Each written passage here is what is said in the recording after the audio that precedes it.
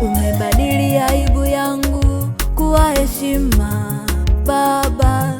Nilipoona kuwa ni mwisho, wewe uliona ni mwanzo. Ulinibeba jangwani nilipochoka njiani. Aibu yangu ulifanya yako, na adui zangu wakawa adui zako.